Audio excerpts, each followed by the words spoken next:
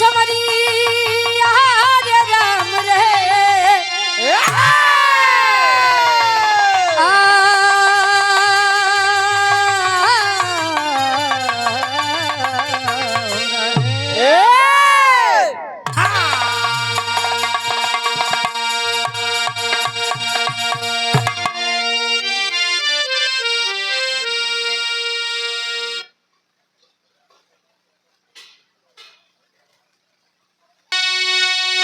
तेज पतिव्रता ने जब दिखाई दिया तो नियम प्रकृति का कसमसाने लगा। अनसुईया की बहन जाल पाजी रही दोनों सतियों की जब की सगाई हुई।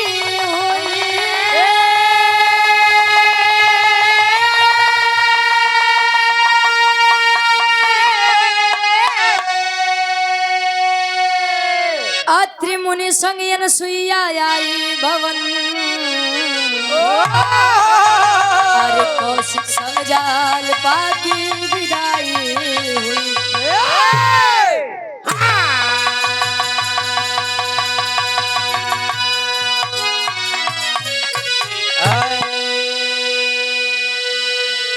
गरिमा सतियों की गर्दिश में जब जब फंसे विधान विरंज का डगमगाने लगा। जरा से मैं आप लोगों का 1 मिनट समय लूंगी गुरुजी। एक कांड जब हुआ था हमारे इस देश में ज्योति मौर्य और मनीष कुमार वाला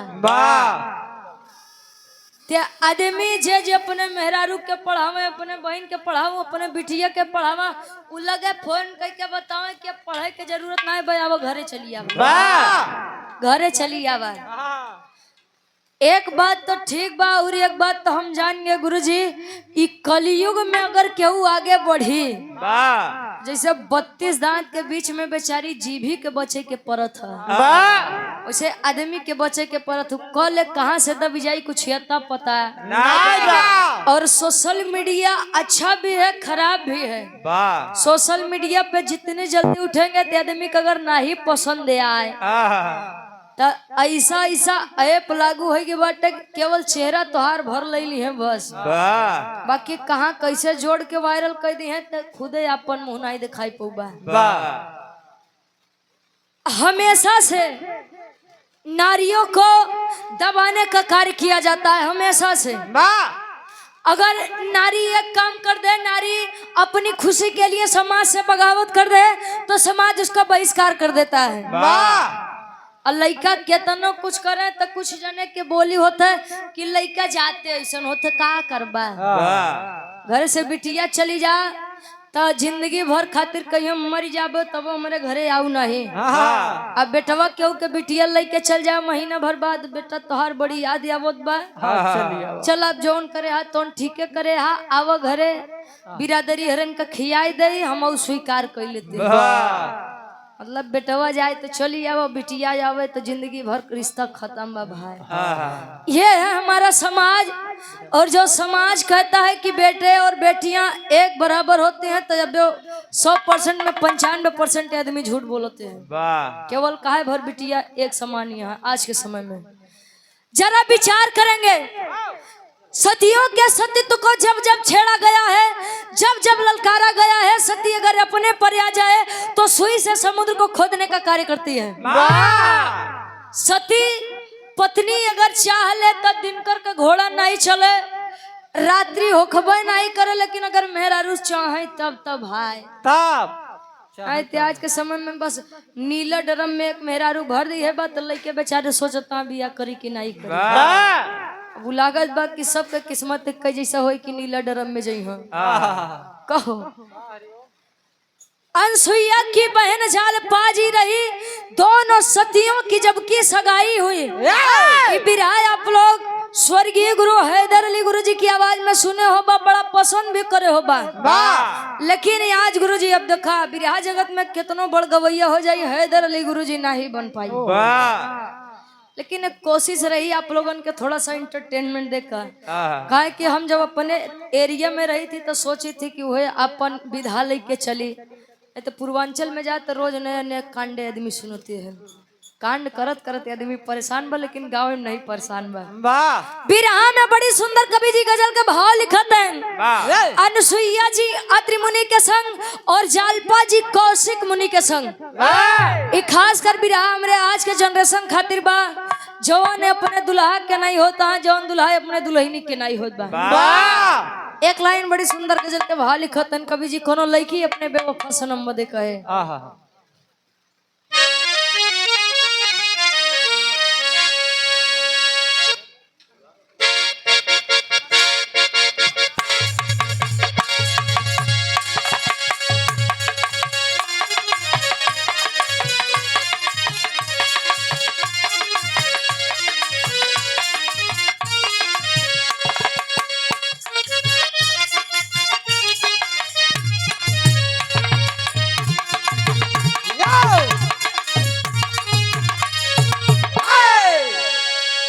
लड़की कहत बा, अरे मेरा महबूब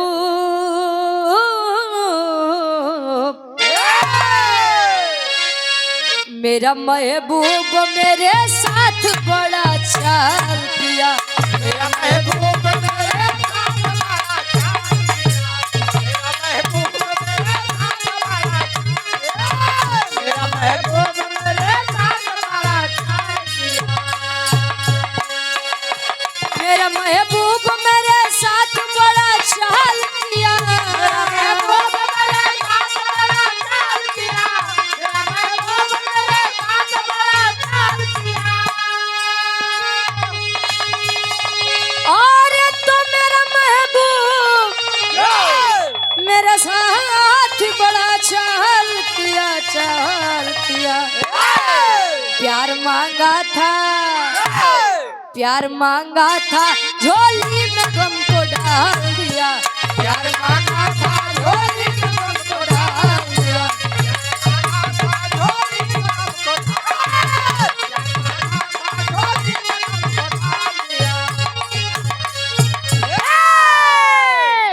लेकिन लोग कहते हैं कि त्रिया चरित्र दैवो न जाना। मेरा रुख के चरित्र तो भगवानों नहीं समझ पाए ना, आप लोग तो बहरहाल इंसान ही है। लोग कहते हैं कि पुरुष का भाग्य और स्त्री का चरित्र कब बदल जाए ये कोई नहीं जानता। ये पहले के लोग कहें, लेकिन आज के समय में लइकन का चरित्र और लइकिन के चरित्र कब बदल जाए हो नहीं पता बा गुरुजी। का हो कवि जी लिखते हैं कैसे,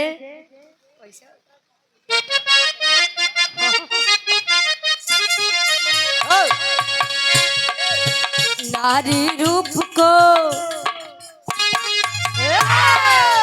नारी रूप को कोई भी नहीं जान सकता। नारी रूप को कोई भी नहीं जान सकता।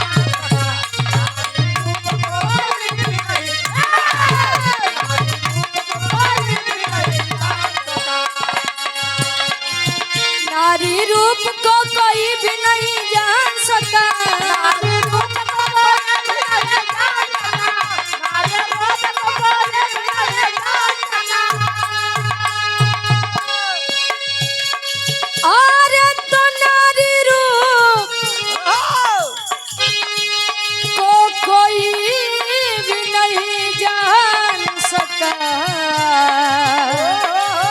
देवदानो, देवदानो महामानो न पहचान सका। देवदानो महामानो न पहचान सका।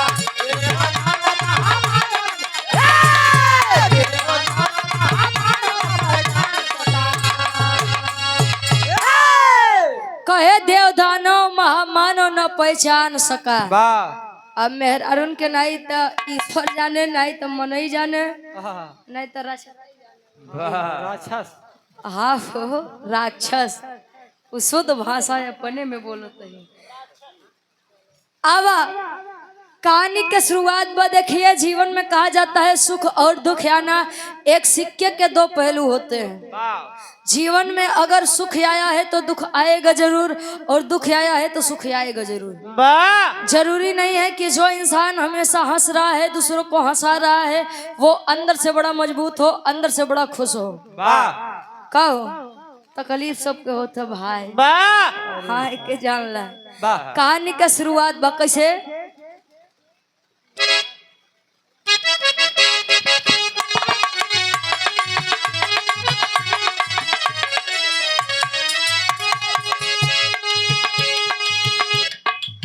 पति की सेवा से, पति की सेवा से न बढ़कर कोई पूजा है। पति की सेवा से न बढ़कर कोई पूजा है। अधिक सत्कार में ना धर्म कोई दूजा है।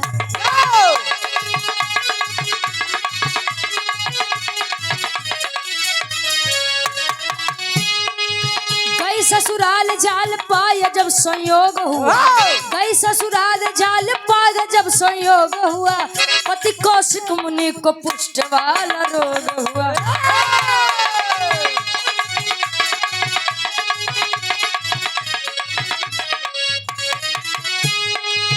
घूमते एक दिन नारद वहाँ आए, घूमते एक दिन नारद जी वहाँ पे आए, घूमते एक दिन नारद जी वहाँ पे आए, घूमते एक दिन नारद जी वहाँ पे आए। घुमा दो तीर्थ असल बात समझ आए।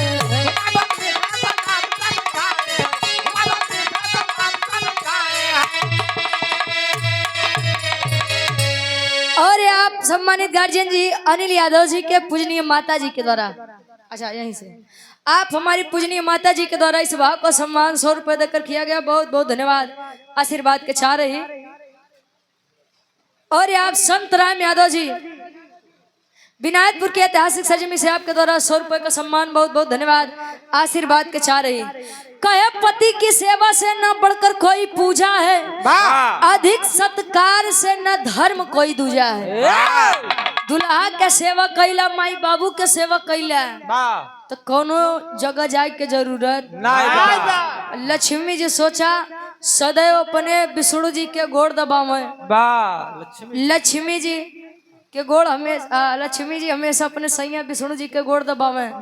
ब्रह्मा जी लगे, उनकर धर्म पत्नी जी सरस्वती जी बैठी रहा। मतलब मन से धू के सेवा, पति के सेवा से बढ़कर कोई पूजा है ही नहीं है।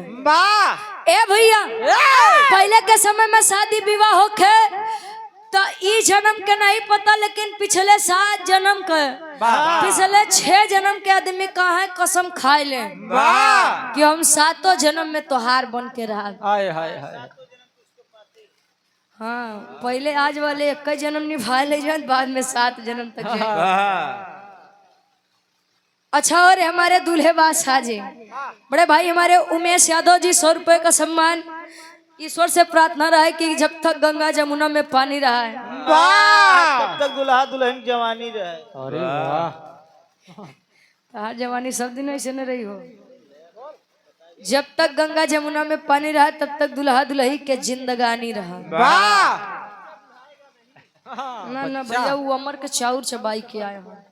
ए भैया, विचार करेंगे कौशिक मुनि के संग जालपा जी जब आई तो धीरे धीरे समय बीता, कौशिक मुनि के कोढ़ का रोग हो गया। यानी जब के शुद्ध भाषा में कहीं लोग कोढ़ हो गए, बा कोढ़ियाई गए। आदमी मेहरुअन का सबसे बड़ी बात होता, अगर वो ज्यादा गोसई है तो काहे करे कोढ़ हो जाए। हाँ भैया, गांव में मऊ रही, समाज में मऊ रही थी, देखे थे। अच्छा, मेहरारून के अगर मनसेधु का गरियो बा, लइका के गरियो बा तलक तो ठीक बा, लेकिन अगर मेहरारून के आगे उनके दमादे गरियाए दिया भाई। अरे तो जान लो गुरुजी, 7 पीढ़ी लेके ऊपर चढ़ जाएंगे तो गरियाए कैसे? अरे जनमोइया गाड़ी कैसे तो गरियाए? तो मेहरारून के आगे उनके दमादे गाड़ी कबो मत दे जाए, जान रहा। ए भैया, बाहरे जालपा, बाहरे कौशिक मुनि, नारद जी जन्म करत था वो समय के बढ़िया न्यूज़पेपर वाले, वाह दूर संचार मंत्री रहे। लोग कहा कि जहिया नारद कुछो न पावे, वाह कुकुर फेंक दी हड्डी लड़ावे। वाह कुकुर फेंक के जहिया नारद कुछो न पावे हड्डी फेंक दे कुकुर लड़ावे। वाह जान लो गुरुजी तोसी बड़ा बचे तरह के जान ला। कान कलबलाता है। ए भैया नारद जी कबो आराम से बैठे वाले आदमी नहीं रहे। इनके मेहरारू के खबर उनके मेहरारू तक, वाह उनके मेहरारू के खबर इनके मेहरारू तक। तोरे माइक खबर इनके माइक लगे तक। वाह तबे खाना उनके हजम होत रहा। जैसे पहले के समय में एक नारद, आज तो हर घरे दो नारद जन्म लेता। वाह जान ला जालपा अपने पति कौशिक मुनि की यह हालत देख करके भी उनको छोड़ने के लिए नहीं तैयार थे। जंगल से लकड़ी लेकर आए, पानी खुद भरने जाए, खाना खुद बनाए, कहीं जाना हो तो अपने पति को साथ लेकर जाएं।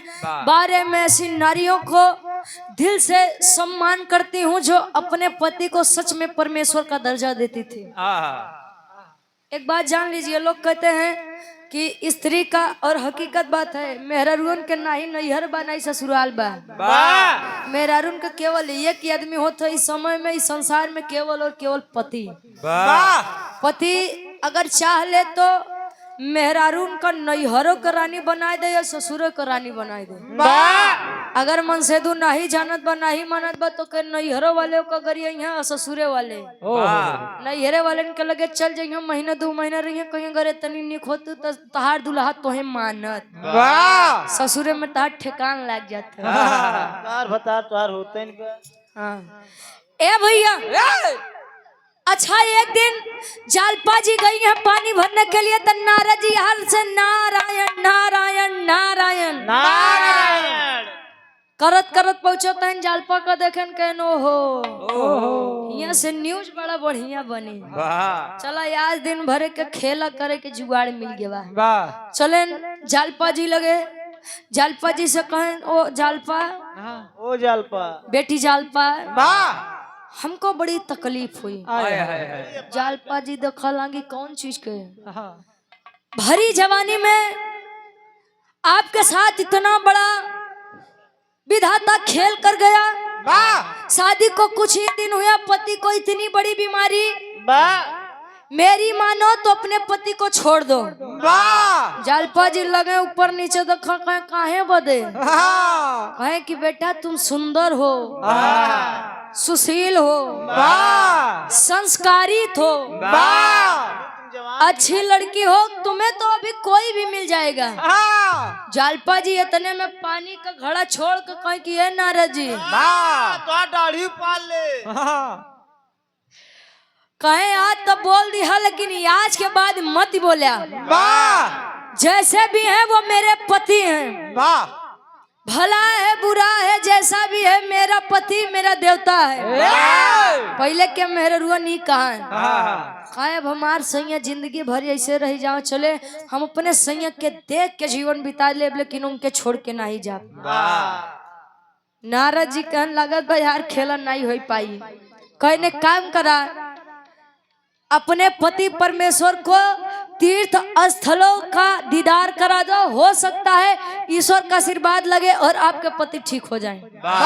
कहीं नहीं काम बढ़िया कहा थे। चलो तही जालपा जी कैसे एक लाइन गीत लगत बा, और ये गीत हमरे काका बाबा हरन के उम्र में बड़ी तहलका मचाए रहे। कैसे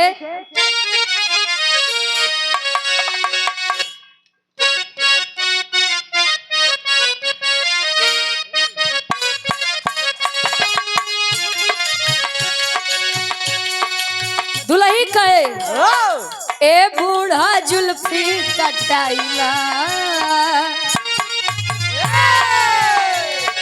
ए बूढ़ा जुल्फी कटाइला, अब ना यही है जवानी, ए बूढ़ा जुल्फी कटाइला, अरे ये बूढ़ा जुल्फी कटाइला, अब ना यही है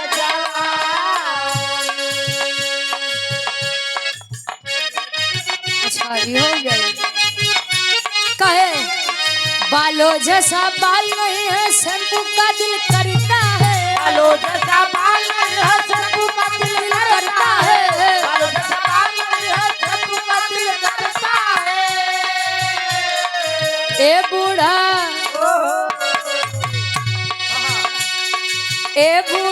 अंडा लगाइला, ए बूढ़ा अंडा लगाइला, अब ना यही है जवान।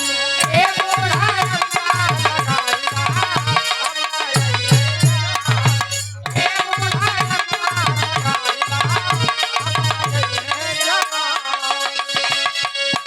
आवत यही जालपा जी जल्दी जल्दी खुशी में कि हमार सैया ठीक हो जाइए, हमार सैया ठीक हो जाइए। पानी रखत नहीं नीचे, कहिए स्वामी जल्दी से तैयार हो जा। कहे कहाँ बदे? कहे कि अभी अभी नारद जी से मेरी मुलाकात हुई। कौशिक मुनि कहन का जालपा तू जोने मनई के नाम बताओ दिया जे करे बाती में आधा से ज्यादा हानि बटे तनी सा लाभ बा। छोड़ो के बाद कहे नहीं सैया वो आपके हित बदे बा या से हम बात मानत ही। कहे क्या है? कहे सुनिए। अरे सुना स्वामी बतिया हमारी हो, सुना स्वामी बतिया हमार हो, चला तीरथ करे के। सुना स्वामी बतिया हमार हो,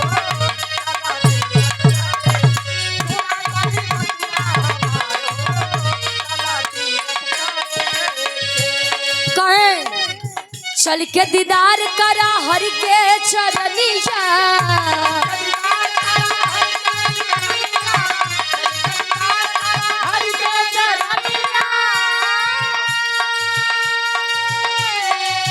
तो के बैठा के सैया, तो के बिठा के सैया लई चलब कनिया।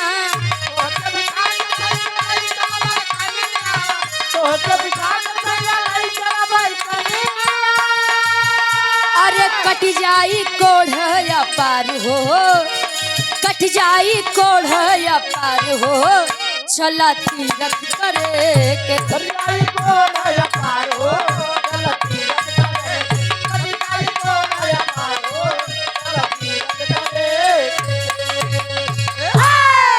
कहे चली के दीदार करा हरि के सरनिया, तो के बिठाए के संग लई चलब कनिया।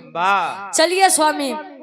कहे जालपा तू अकेल अबला नार का करबू, कैसे ले चलबू? हमार भार इतना बढ़िया, इतना वजन हार हमार कैसे ले चलबू? कहीं ना ना स्वामी तू केवल तैयार हुआ। अरे बाबा के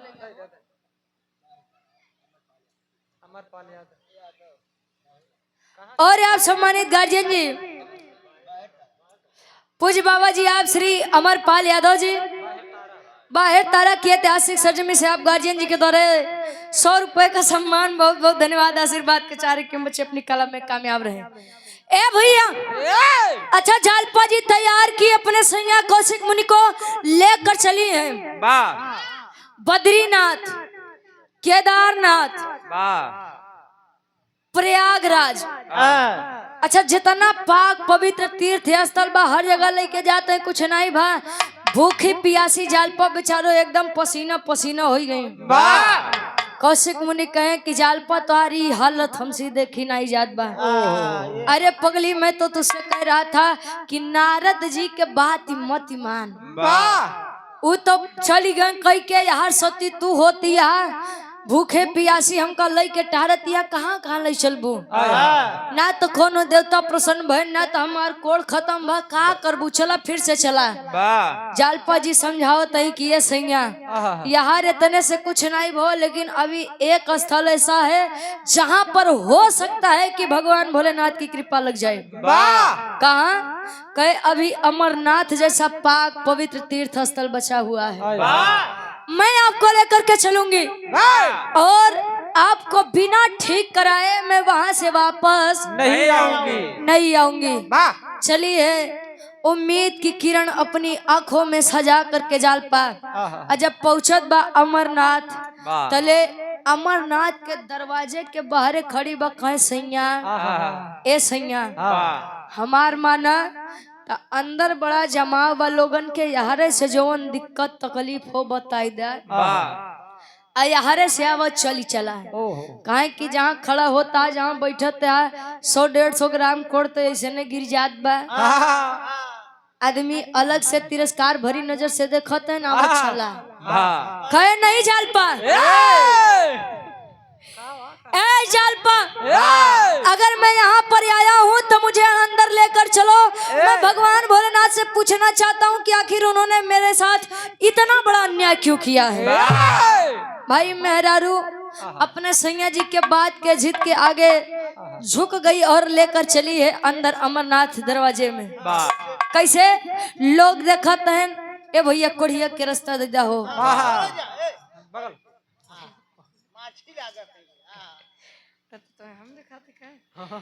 यार लोग रास्ता दे लगे कि भैया रास्ता छोड़ दा ओके जाए दा उ पहले अपन दर्शन कैले। यार भगवान भोलेनाथ भेष बदल के अपन मेला देखत हैं कि हमरे मेला में कोनो ऊंच नीच तो नहीं होत बा। ऊंच नीच अरे मतलब कोनो गड़बड़ी अन्याय भरी बात तो नहीं होत बा। वाह कहत हैं कैसे एक लाइन गीत लगत बा।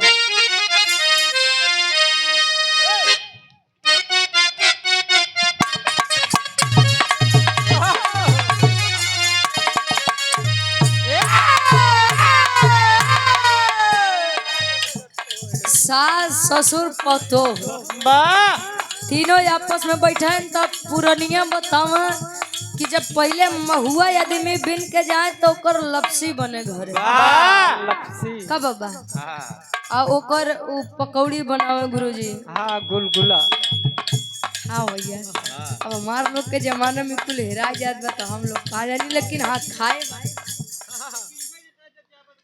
का करवा जैसे जवानी छुअत बतले सब महुए छुआ बंद हो गया। वाह तो मैं आजकल के लड़का का करे पहले के लोग महुआ लड़का में कितना रहा तो महुआ बिने के धोई के खाए ले जाए। आजकल के लड़का कहीं तार दिमाग उमाग खराब बका। खावा ना जात पिया जात है। अरे तो खाए वाले बैठा है पिए वाले वही यहाँ खाई है खाना ऊपर गिरई है चल दी टाइम ना भेजो अबे केवल खाए वाले बैठा है और खाई में भलाई रहे गुरुजी। वो अपने बेचारा बतौते बा क्या करबा। अच्छा पहले के लोगन का पुरान चीज बड़ा पसंद आवे खाए पिए में। पहले जकर गेहूं के रोटी बन जा बड़े प्रसन्नता से कहे अरे यार आज हमारे गेहूं के रोटी बनी बा। जन्म मैहर के दर्शन के लौटा है। वाह आज के लोगन के अगर कह दे हमारे गेहूं के रोटी बनी बा कहे तू तो ऐसे बताओ था जैसे बरहो व्यंजन बनाई का करबा। दुल्ही दुल्हा यानी सास ससुर अपन बैठ के अपन पुरानी विधा के जिगावत है ना तले दुल्हियो बैठी बा कहा तो कैसे बुढ़वा मलाई खा ले बुढ़िया खाए लपसी बुढ़वा मलाई खा ले बुढ़िया खाए लपसी बुढ़वा मलाई खा ले बुढ़िया खाए लपसी केहू से काम ना पतोहिया पिए पे पसी केहू से काम ना पतोहिया पिए पे पसी बुढ़वा मलाई खा ले बुढ़िया खाए लपसी बुढ़वा मलाई खा ले बुढ़िया खाए लपसी बुढ़वा मलाई खा ले बुढ़िया खाए लपसी कहे केहू से कम ना पतोहिया पिए पे पसे कहे हमार जना तो बम्बई कमाथिन हमका कौन चीज के दिक्कत बा कहो आज दोनों पुरानी झाल पे और कौशिक मुनि पहुंचते ना तले होत का लेके फरियादी आजी आए भोले नगरी लेके फरियादी आजी आए भोले नगरी लेके फरियादी आए भोले नगरी दुखिया के दुख दूर करा बाबा सगरी दुखिया के दुख दूर करा बाबा सगरी लेके फरियादी आजी आए भोले नगरी लेके फरियादी आजी आए भोले नगरी लेके फरियादी आए भोले नगरी कहे लेके फरियादी आजी आए भोले नगरी और दुखिया के दुख दूर करा बाबा सगरी। ओम नमः शिवाय लोग जाप करते हैं गुरुजी। हमारे बगल ही एक दिन जाप होत रहा ने शिव चर्चा होत रहे ओम नमः शिवाय ओम नमः शिवाय ओम नमः शिवाय ओम नमः शिवाय। तो एक बुढ़िया माई आई सुबेरे कहीं हमार माता जी कहीं कसियम्मा रात भर सोए नहीं है का कहीं दुल्हन का बताई पूरी रतिया काज नहीं कौन चिल्लात रहे ना कपड़ा सियाओ आओ कपड़ा सियाओ आओ कपड़ा सिया कहीं कपड़ा सियाओ नहीं वो ओम नमः शिवाय रहा ना वाह उनका कपड़े सना। हाँ जौन सुनानू तौन बता दे गुरु जी। रामचंद्र यादव जी सुकुलपुर पिपरी के ऐतिहासिक सरजमी से आपके द्वारा 100 रुपए का सम्मान।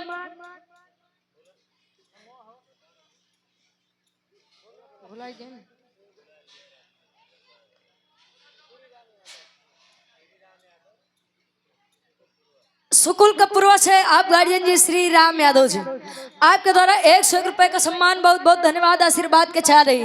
अच्छा दोनों प्राणी ओम नमः शिवाय करते करते अंदर पहुंचे। ताले बाहर से भगवान भोलेनाथ होते ना जालपा अपने सैया जी कौशिक मुनि कर लै के यार से ढोवत लै के आगे खींचत आगे चलते हैं। तब इतनी सुविधा नहीं रही हो। पहले जब बियाह में साइकिल पाई जाए तो लागे कि आज बुलेट पाओ यहाँ। आज के समय में माई बाबू अपन बिटिया दे देता वो नहीं क्यों देखता है। लइकवा केतना अंगूठी पाए बा सिकड़ी पाए बा तो केतनी मोट सिकड़ी पाए बा डबल बेड पाए बा कि वैसने पाए बा अलमरिया ठीक ठाक बा कि नहीं बा। माई बाबू बेचारे तरसत हैं देखत है कि कैसो हमार बियाह बिटिया के बियाह निक से बीत जाए। आदमी पहुंचे यार सब तो बढ़िया रहा लेकिन पनीरिया में तेल ज्यादा हो गया। सब ये दिन और ये पल आपको तब महसूस होगा जब आप भी कभी पिता बनेंगे। देखा थे न दिन सब लेकिन केहू के आंख नहीं खुलत गुरुजी। अब वही मंदिर में चला जाइए बुरा मत मानिएगा मेरी बात। दान पेटी रखी है तो आदमी अपने शौक से 100 रुपया 500 रुपया 1000 रुपया डाल देता है। लेकिन बहरे अगर भिखारी बैठा अगर उसको 5 रुपया दे के पड़ी जाए छोड़ा इनका तो रोज के ये काम बा। हमारे लगे छोटा है ना बचल जे आवत हो फिर अपन दे दे का देवी देव तो कहा थे कि हम QR कोड चपकावत है हमारे अकाउंट बाटे उपमा डाल दे जाए। कहो भक्ति मन से होनी चाहिए भक्ति भाव की होनी चाहिए। पाखंड फैलऊ बा नरियर बतासा लेके जाबा तो ओके तोहे दे दी हम केवल के सोने के नथुनी लेके जाऊ हो लेके माई के चौरफ फेंक दिए चुप जा ओके नहीं लौटाइए काहे बरे बेच दे तो 2025 पाई जाबा। आज अयोध्या में चली जा जे हुआ के पंडा बाटे हु के इनकम 1 से 1.5 लाख रुपया बा। तो पंडा बने में ज्यादा फायदा बा कि मजदूर बने ज्यादा फायदा बा भाई। कहो आओ भैया तनिक से श्री राम वाला टीका लगा दे 100 रुपया लावा हमको लागत बा कितने आदमी। तनु यादव जी हमारी बहन है आप रघईपुर की ऐतिहासिक सरजमी से आपके द्वारा 151 रुपए का सम्मान। बहुत बहुत धन्यवाद। वार से भगवान भोलेनाथ यार से जालपा जी अतल्य कौशिक मुनि तनि सा छुआई गए भगवान भोलेनाथ के तो साला पवित्र कर दिया रे। कहे कि कौन है मेरे ही दरबार में आकर के मेरे ही मेले में आकर के मुझे पवित्र करता है। अरे जा हम तुझे श्राप देते हैं। अरे बाप रे बाप इतनी बतिया जब जालपा जी कौशिक मुनि सुने तो जालपा जी कौशिक मुनि हाथ जोड़ के बैठ गए। ए बाबा ए महाराज गलती हो गई गलती सही काम हो गया। कहे नहीं नहीं नहीं तूने हमें अपवित्र किया है। जरा सोचिए साहब जहाँ पर हम ये सोच कर जाए कि हुआ जाकर हमारी तकलीफ कम हो जाए और हुआ पहुँचते मन तकलीफ अगर 2 गुना 3 गुना बढ़ जाए तो आदमी का करी हो। भगवान भोलेनाथ लगे गए ना अपन दिक्कत बताओ तले भगवान भोलेनाथ शराब सुनावत है कौन चीज के राधे श्याम के भाव लगत बा।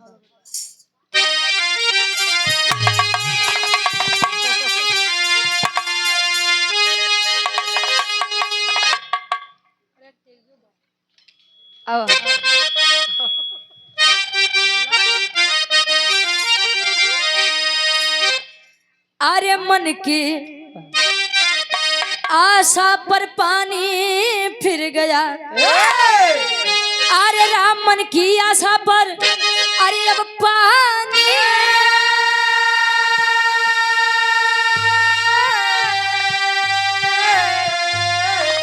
अरे मन की आशा पर पानी फिर गया। तो बैरी बना कुआं है राही बना है प्यासा हो प्यासा हो आशा।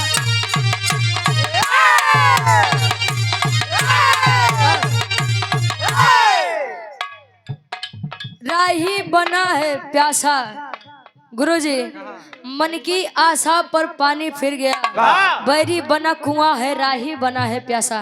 इटेरी के बोल रहे हैं, बैरी बना है कुआं। कुआं का मतलब तुलना है, उपमा की गई है भगवान भोलेनाथ की इस कुएं से। राही बना है प्यासा। राही कौन? जालपा और कौशिक मुनि। तले भगवान भोलेनाथ श्राप सुनावत हैं। अब राधे श्याम के भाव लगत बा। अरे कुपित हो गए शिव शंकर, तब कोढ़ी को धमकाते हैं। अरे तब कोढ़ी को धमकाते हैं, तो सूर्यास्त के बाद मरेगा शिव जी श्राप सुनाते हैं। सूर्यास्त के बाद मरेगा शिव जी श्राप सुनाते हैं।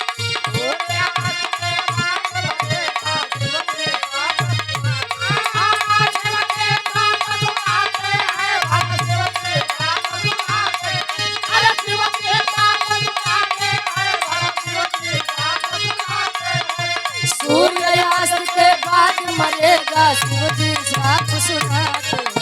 सूर्यास्त के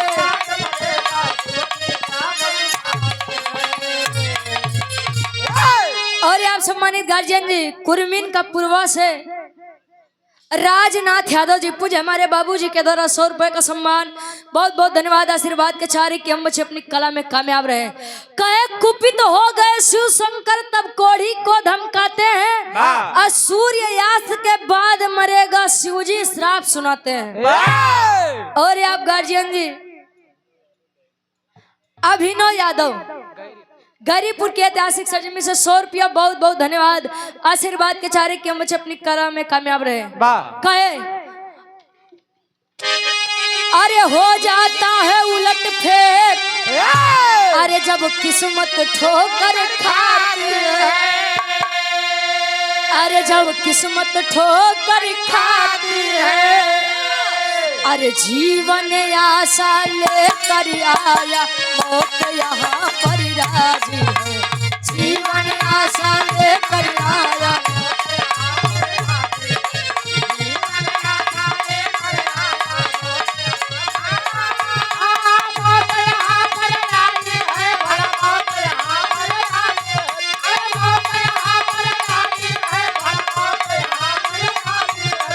जीवन आशा लेकर आया मौत यहाँ पर राजी है।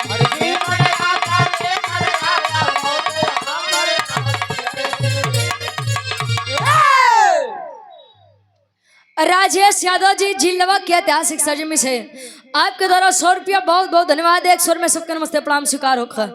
कहे हो जाता है उलट फेर जब किस्मत ठोकर खाती है, और जीवन की आशा लेकर आया मौत यहाँ पर राजी है। होता है ना, लोग कहते हैं कि जा भगवान तो गरीबी में अटक गिल कह दी है। कहो एक तो जौन थोड़ बहुत रहा भैया वो में और नाश कह दिया। भगवान भोलेनाथ श्राप सुनाए कि जा हम तुझे श्राप सुनाते हैं कि सूर्य अस्त होते ही तू अपने जिंदगी की आखिरी सांसें ले रहा होगा। सूर्य अस्त होते ही यम लोग यमराज जी आएंगे और तुझे लेकर जाएंगे। इतनी बतिया कौशिक मुनि सुने तो जालपा का लगा देखा, जालपा लगे कौशिक मुनि का देखा। कहीं बरे कात रहे सही यारे से सुनाई दे जौन दुख तकलीफ है यारे से चली चला त नहीं मान्या।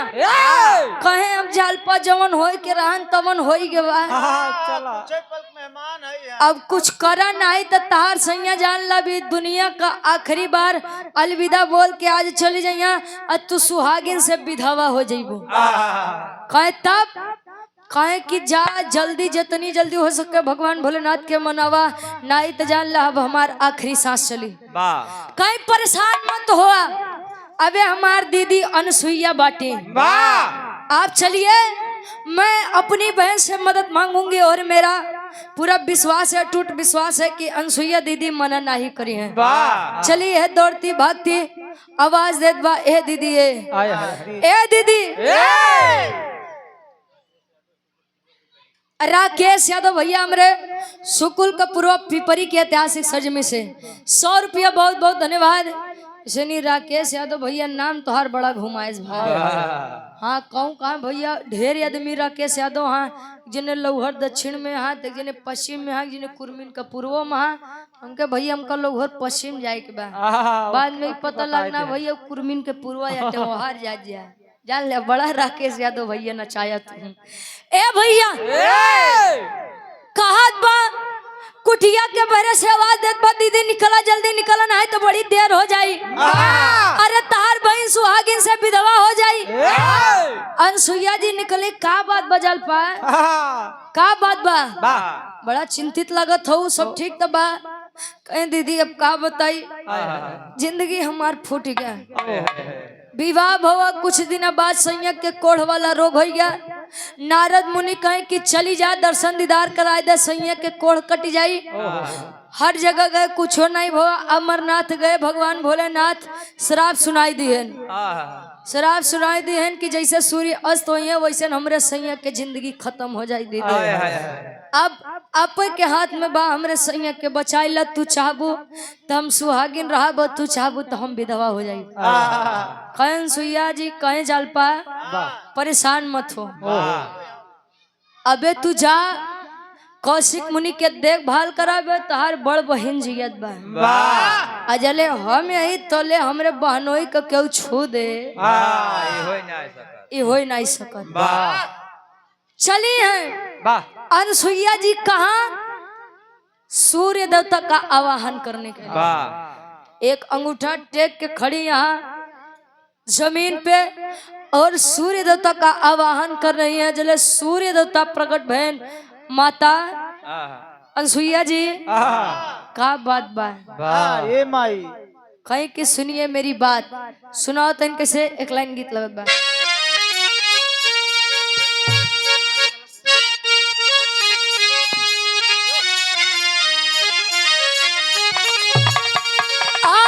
झुलनिया के गुजवा अरे झुलनिया के गुजवा अब टूटल राजा जमनिया से गड़िया छूटल ए राजा जमनिया से गड़िया छूटल ए राजा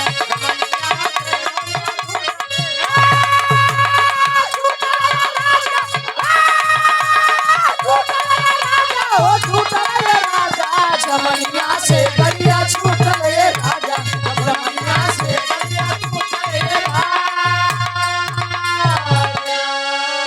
कहे झुलनिया के गुजवा टूटल ए राजा जमनिया से गड़िया छूटल ए राजा जमनिया स्टेशन से गाड़ी छूटत बा कितना आदमी यहाँ तू गई है जवनिया से गड़िया छूटल ए राजा जवानी तो गाड़ी छूटत हो। गाजीपुर जमनिया स्टेशन है वहीं से गाड़ी जब छूटी तो रामदेव गुरुजी पहले क्या गवैया जवन गाय दे वो अमर हो जाए कहे अब न मिली ये बाबू अब न मिली तो नेनुआ के तरकारी अब न मिली इतना आदमी कही कि आवत तनी हमारे खिया तो हम शुद्ध खियाई नेनुआ कितना कहे कि अब ना मिली ये बाबू अब ना मिली पतिव्रता मेहरारू अब ना मिली खाए नहीं मिली जब तू खुदे पत्नी वर्ता हो तब तो मिली तू 72 जगह मुंह मारा मेहरारू तो हर राह देखा है कहो गुरुजी 15 लाख अब तो तलाको ऐसा होत बा लागत बा कि कुछ दिन बाद तलाको बदे कार्ड छपवावे पड़ी शुभ तलाक होत बा पहले 5 लाख हमार बाबू बियाहे में खर्चा की हो 10 लाख तू लोग दहेज ली है 15 टोटल मिलाई के 15 लाख हमें दा अगर एक आध लड़का बा कहीं की जितना कमावा आधी पगार हमका दे दी जा तहाँ जहाँ मर्जी का कोनो दिक्कत नहीं बा तलाको ले में आदमी बड़ा आजकल खुशी होते हैं आ एडवोकेट साहब हरे जितना बढ़िया कोर्ट मैरिज कराते हैं उतना बढ़िया तलाको वाला पेपर लेके बैठा है भाई। अच्छा हकीकत बात है डॉक्टर को वो चाहिए हो कि आदमी हमेशा स्वस्थ रहा है। कुछ डॉक्टर तो ऐसे कि पेट पिरात बत भैया मुड़े दवाई दे कौन डॉक्टर साहब पैसे दवाई दे हमें नहीं भवा कहने काम करे अबे समय लगी बाकी हम दवाई थोड़ा बढ़ा देते हैं। डॉक्टर चाहता है कि आदमी ज्यादा से ज्यादा रोगी हो खा, शिक्षक चाहत भाई आदमी ज्यादा से ज्यादा अनपढ़ हो खा, वकील साहब हरे चाहता कि ज्यादा से ज्यादा मैटर हमरे लगे आवे आहो सब ज्यादा से ज्यादा फेरा में हाँ सबके अपन अपन व्यवसाय चाहत बा। ए भैया जरा विचार करेंगे अनसुईया जी यार सूर्य देवता के आवाहन करी, सूर्य देवता है माता बोलिए कोई बात हो गई कहे हाँ बेटा सुनो मेरी बात कहे क्या सुनावत है अरे कहे अनसुईया अरे कहे अनसुईया बात माना ये सूरज कदम अपना ना बढ़ाना ये सूरज कदम अपना ना बढ़ाना ये सूरज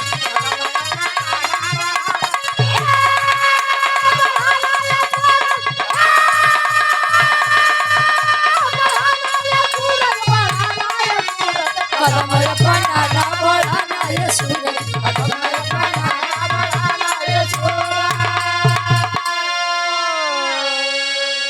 कहे कहे अनसुईया बात माना ये सूरज कदम अपना ना बढ़ाना ये सूरज बेटा सूर्य देवता है कहे हम माता बोला है कहे कि सुन लीजिए आज से आपको अस्त नहीं होना है। सूर्य देवता लगन तो काहे माई कोनो दिक्कत बा कहे कि हाँ दिक्कत यह है कि मेरे बहन के पति को यह श्राप मिला है कि सूर्य अस्त होंगे उनकी जिंदगी खत्म हो जाएगी। कहन तो मातारी एक आदमी बड़े पूरे सृष्टि के नियम का उल्लंघन करबो कहन ना आप सृष्टि यार से बाहर हो जाए चली लेकिन हम अपने बहन के विधवा नहीं हो दे कहन माई लेकिन तो प्रकृति के खिलाफ है कहे कुछ होके तो आज के बाद अस्त नहीं हो के बाद सूर्य देवता या न खानी करन कहे सुनिए मेरी बात अगर आप मेरी बात आज नहीं माने तो आपके साथ क्या होगा बताओ तो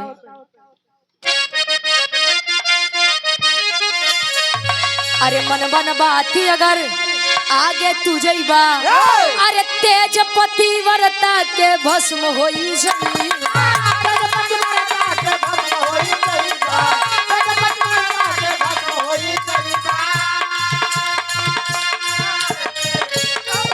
अरे फरियाद हमारी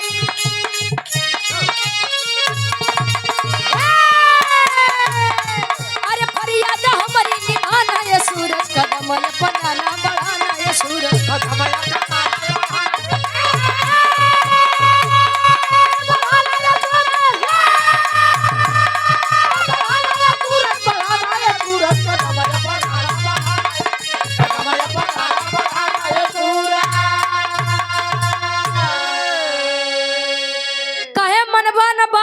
अगर आगे तुझे बात तेज पतिव्रता के भस्म हो जाइबा अगर आज आपने मेरी बात नहीं मानी तो पतिव्रता के तेज इतना बढ़िया लगी इतना तेज लगी कि तू ना तो उगे लायक रहबा ना तो अस्त होए लायक रहबा। सूर्य देवता बेचारू अपन जान बचावे ठीक बमाई अब जले तू आदेश नहीं करबू विश्वास करा सूर्य देवता यार से बाहर नहीं होए तू जा। अच्छा अब चल आवा धीरे धीरे समय बीतत बा समय के समय बीतत जात बा गुरुजी आदमी जब काम धाम लगाए रहा उ सोचे कि तनी सा जुड़वनिया होए तनी सा शाम होए तो हम लोग अपन काम करे बदे जाइए।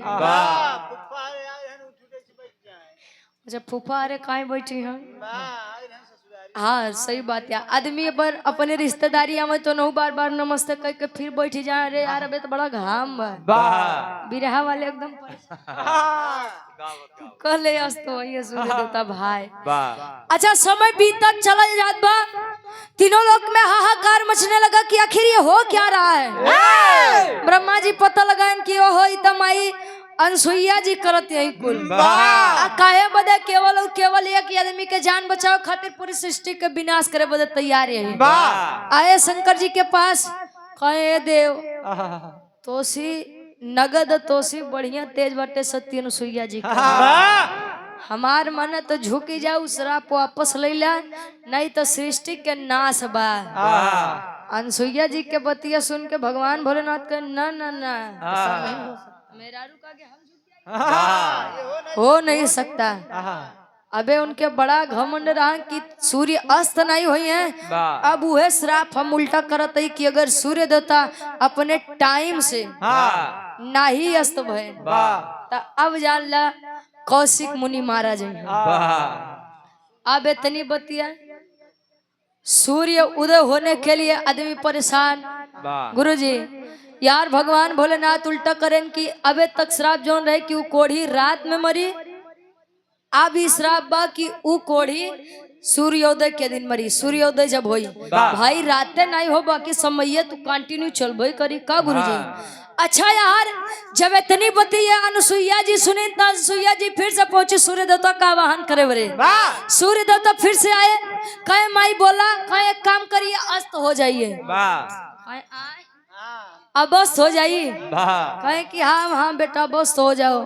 कहे चला महतारी आराम तो दी याद तो केहू कि केहू अटे जे दिन रात अपने सेवा में काम में लगा बा। अब विश्वास करे जले बिना आपके कहे हम अस्त नहीं भे, जले आप आदेश नहीं करबू तले हम उदय नहीं हो। अच्छा जब शाम भय गुरुजी ऐसे लागे कि आज त्योहार बा।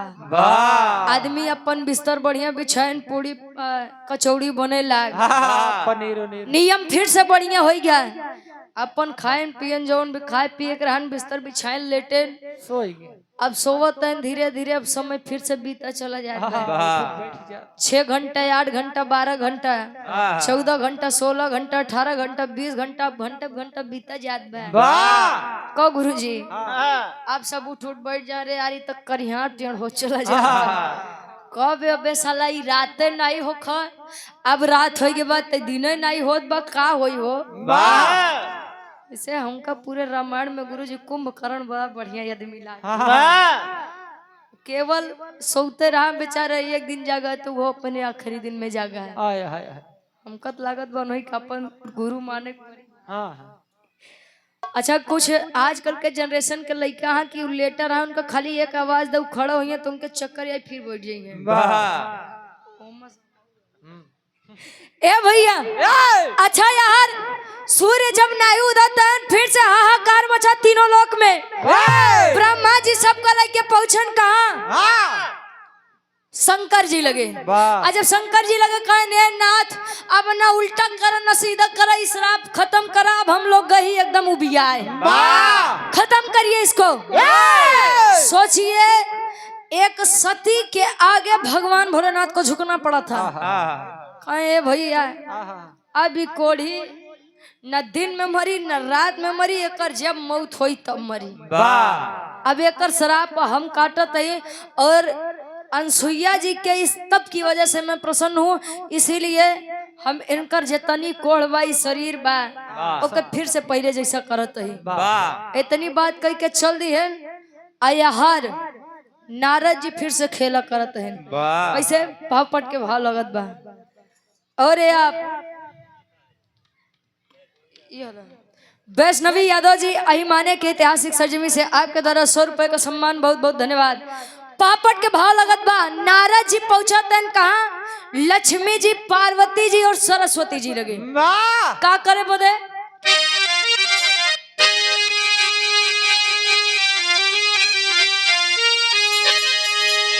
अरे सुंदर काया दई दिहले, अरे जिंदगानी भोले दानी हो, तो सुंदर काया दई दिहले जिंदगानी भोले दानी हो। तो दृश्य देख के सोचे नारद ज्ञानी भोले दानी हो।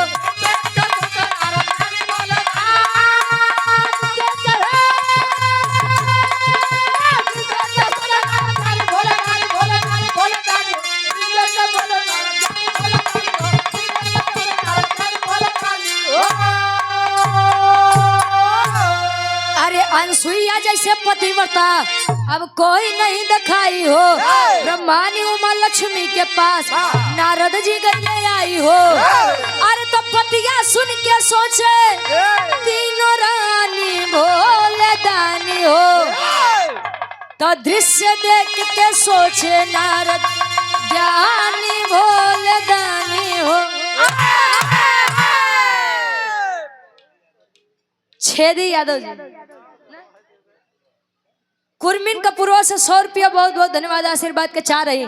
फिर से पहुंचे तीनों देवी बैठी यहाँ नारायण नारायण नारायण। अनसुईया जी जैसा कोई नहीं, अनसुईया जी जैसा पतिव्रता क्यों नहीं। अरे बतावा अनसुईया जी भगवान भोलेनाथ का झुकाए दें, अनसुईया जी विष्णु जी का झुकाए पे मजबूर कर दें। अरे अनसुईया जी जैसा क्यों होई हो। अनसुईया जी की जय, अनसुईया जी के जय। मेहरारून के खराब आदत बताई दे, वो अपने आगे कबो दूसरे मेहरारू की तारीफ सुनिए नहीं सकते। कोनो दुल्हा अगर अपने दुल्ही के सामने कोनो दुल्ही के बखान कर दे कि यार फलाने बहु बड़ी बढ़िया बा, वो अपने मन से से झगड़ा नहीं करत। जब ओकर दुल्हा देवाय दे वही में संतुष्ट रहा था। दुल्ही काहे का करे हिया चली आवत जा जा वही दाची यार जाओ नहीं फलाने बहु लगे रहा यार का करे चली आवत है।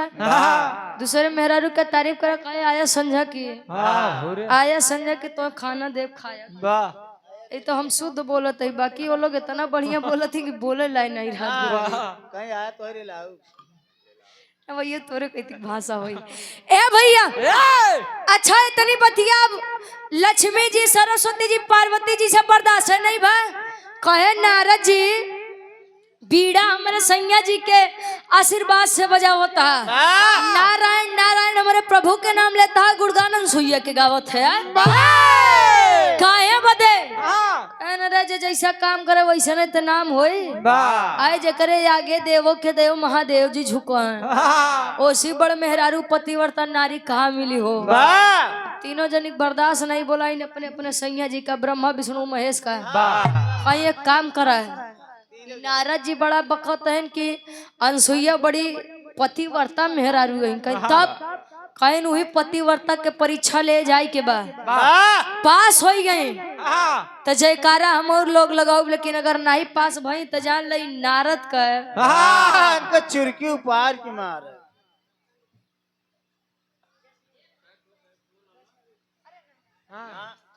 अरे नहीं नहीं हमारे यहाँ लड़कियों से पैर नहीं छुआते हैं भैया। वैष्णवी यादव जी ला हमारी तरफ से अहिमाने से आपके द्वारा ये ढेर सारा महापुरस्कार खूब पढ़ा, खूब आगे बढ़ा। माई बाबू के नाम रोशन कराए, सुल्तानपुर के नाम रोशन कराए। हाँ हाँ एक हमारी तरफ से क्यों के दिहू मत नहीं तो गदेला विदाई पाओ थे तो माई बाबू सबसे पहले के लेके तो कुछ गदेला हा तू अपन जोड़त रहा थे कि 200 ली यहाँ 300 अगर मांगे लगे कहा तो खर्चा हो गया। कहियो दा ऐसे हमारे साथ धोखा बाबा भाई। पहले गदेला जब मामा खिया चली जाए आवत की जब विदाई मिले तो कहा कि तू यार दे दे नहीं तो हेरवाई दे और जब माई बाबू लगे आई गए तो दोबारा कहाँ मिले वाला बाबा। हमारी तरफ से बहुत बहुत धन्यवाद। हमारी बहन है, छोटी बहन है वैष्णवी अहिमाने से यूट्यूब चैनल, और ये यूट्यूब पर चैनल भी है हमारे भाई का, वैष्णवी ऑफिशियल यूट्यूब चैनल है। आप लोग सम्मान करिएगा भाई का। और अच्छी बात है कि बहरे वाले से ज्यादा अगर अपने खिया के कलाकारन के सम्मान दे लेबा बढ़ाई देबा तो अपने खिया के नाम हो जाई भाई।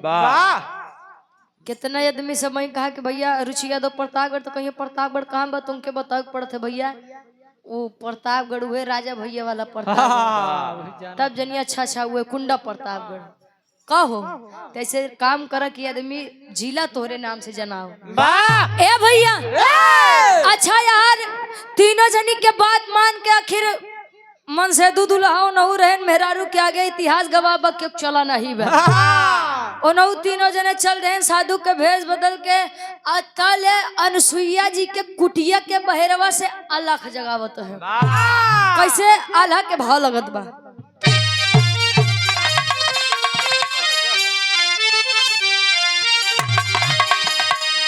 अरे सुर नार मुनि करते जय कर भजनिया बाबू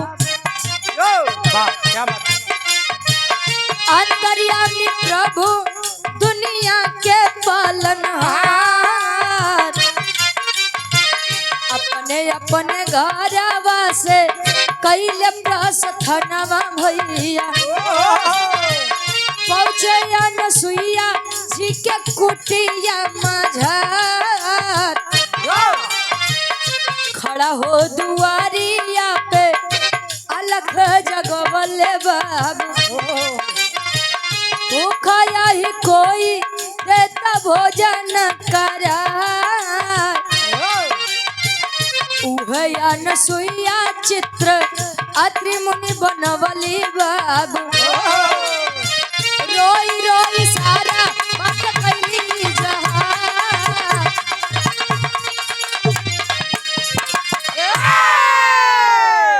तीनों देव अलग जगह होते हैं नलाख निरंजन इस घर में कोई है बच्चा यहाँ अनसुईया जी आई हाँ बोलिए कहें कि बेटा बहुत दिन हो गया है कुछ खाया नहीं हूँ कहें तब कहें कि इच्छा है कि आज आप अपने हाथों से भोजन करा दीजिए कहें तब बाबा आइए अंदर कहें कि लेकिन एक शर्त बा कौन शर्त बा कहें शर्त ई बा कि आप मुझे भोजन तो कराइए लेकिन आपके शरीर पर एक भी वस्त्र ना हो इतनी बतिया जब अनसुईया जी सुनी कहीं कि हम पतिव्रता नार ये हमारे पति के खिलाफ ये पतिव्रता धर्म के खिलाफ होगा और हमारे दरवाजे से साधु संत लौट जाएं तो ये हमारे धर्म के खिलाफ होगा अनसुईया जी कहीं आप लोग अंदर आइए तीनों देव कहीं भाई अनसुईया जी यही ये तना जल्दी हार नहीं मुनि आज चला कहाँ फंसाए हैं तीनों देवी समझो नहीं आवत बा उस समय अत्रि मुनि थे भी नहीं गई चित्र बनाई लगी रोई के सारी बात बताओ चित्र से आवाज आया कि अरे पगली तू रो क्यों रही है तुम्हारी परीक्षा तुम्हारे पति धर्म की ये परीक्षा लेने के लिए तीनों देव आए हुए हैं वारे कमंडल के जलबा छिड़क दा तीनों जने 2.5 महीना के लड़का हो जाए हैं जैसे मन वैसे भोजन करवावा अब अनसुईया जी खुशी हुई के हुए कमंडल के जल जैसे लेके निकली तीनों देव कहने माई भोजन नहीं कर पेट भरियो बस आगे ना ना ना ना अब बिना भोजन कराए ना जाए नहीं दे जान गए कि अब कुछ खेला बरिया रे होई भाई तीनों देव विचार करते हैं आपस में कैसे और आप बड़े भाई हमारे प्रदीप यादव जी कन्हईपुर से आप मानापुर कन्हईपुर से आप गार्जियन जी के द्वारा 100 रुपया बहुत बहुत धन्यवाद आशीर्वाद के चारे के हम बच्चे अपनी कला में कामयाब रहे और आप बड़े भाई उमेश यादव जी लहाना की ऐतिहासिक सज में से 100 रुपए का सम्मान बहुत बहुत धन्यवाद आशीर्वाद के चाह रही तीनों देव विचार करते हैं कैसे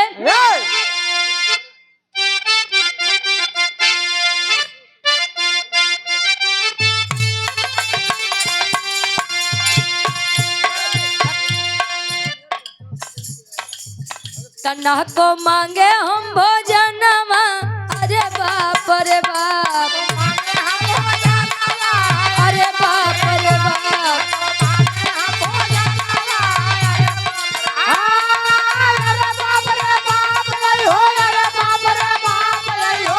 ना को मांगे हम भोजनमा अरे बाप रे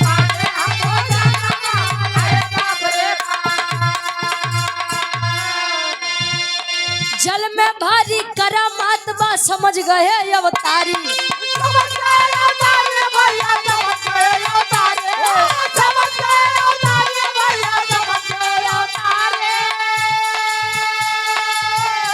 अरे भोजन के अब इच्छा नहीं ना अब यहाँ क्या करामतारी तजा अब अपने भवनवा अरे बाप रे बाप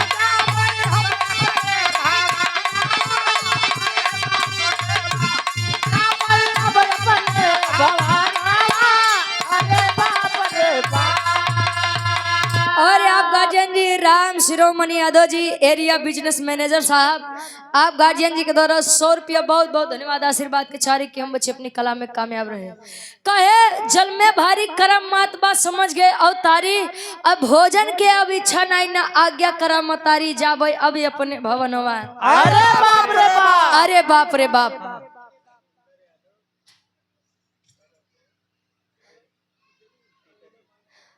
धर्मेंद्र यादव भैया मेरे टिकरी के ऐतिहासिक सजमी से मांगे करैला के चोखा फरमाइश भाई। ठीक ठीक बाबू ये बेलवरिया गीत बा हो जात बा भैया।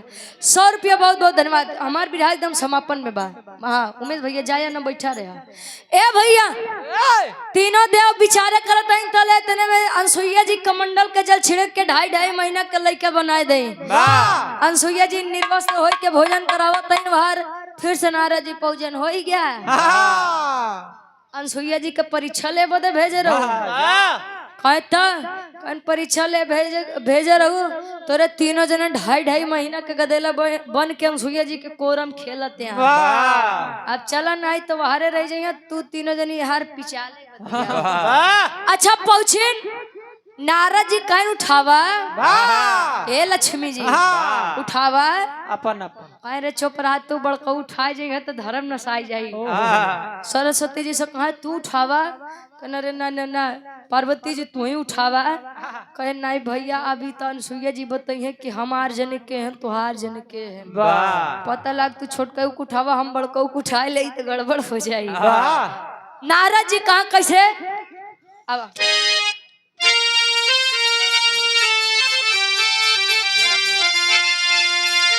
अरे धाने में से गेहूं अब अरे केराय नहीं ले तू अरे तो धाने में से गेहूं अब अरे केराय नहीं ले तू तो अपन अपन दूल्हा बेरा नहीं ले तू अपन अपन दूल्हा।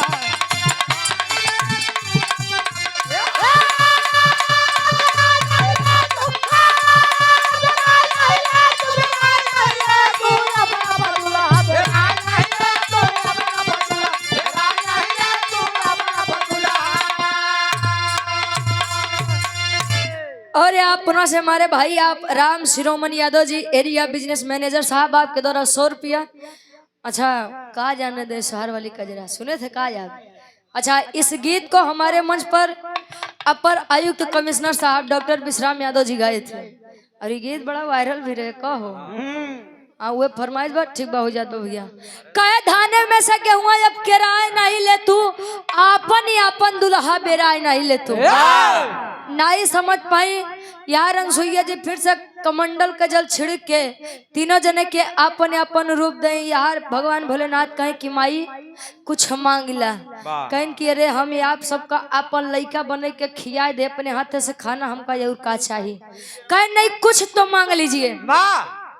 कहें अच्छा देवा कहें हाँ तो मैं चाहती हूँ मैंने इस जन्म में आप सभी को जल्द से अपना बच्चा बना करके अपने गोदी में खिलाया है। मैं चाहती हूँ कि आप लोग हमारे गर्भ से जन्म लें।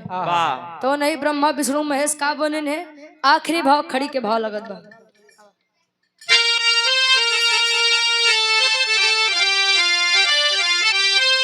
उमेश यादव भैया हमरे और खुशी राम यादव जी लाना की ऐतिहासिक सजमी से 101 रुपया बहुत बहुत धन्यवाद आशीर्वाद के चारी। अरे कहे अनसुईया धन्य किस्मत अरे हमारी हो गई तो तीनों देवी औरी देवतन के दीदार हो गई।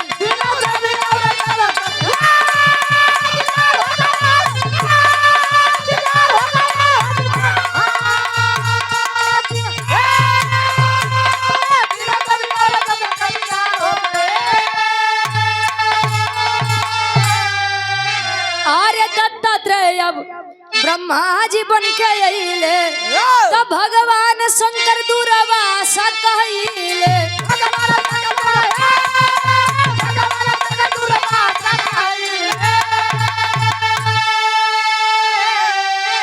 अरे जन्मा भइले विष्णु जब उजियारी हो गई तो तीनों देवी और देवतन के दीदारी हो गई। दत्ता दत्तात्रेय हो ब्रह्मा जी बन के अइले हो, भगवान शंकर दुर्वासा कहले, तब विष्णु भइले चंद्रमा जब उजियार हो गई, वह तीनों देव अनसुईया जी के गर्भ से जन्म लिहन।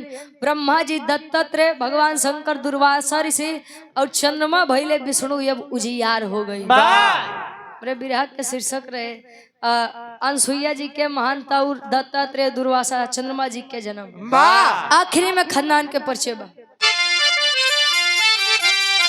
गुरु बिहारी, गुरु गणेश, गुरु रामलाल गुरकारी, स्वर्ग से चंद्रिका कवि, बच्चन जी बने पुजारी हो।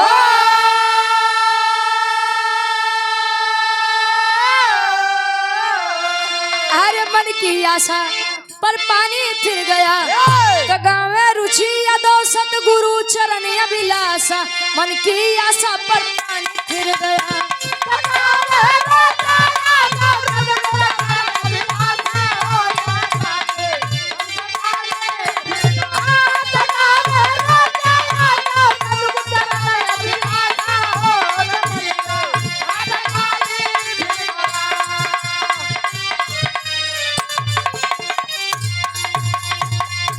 हमरे उमेश भैया के फरमाइश बा, बुढ़वा बेईमान मांगे करैला के चोखा, और ये हमरे राम शिरोमन भैया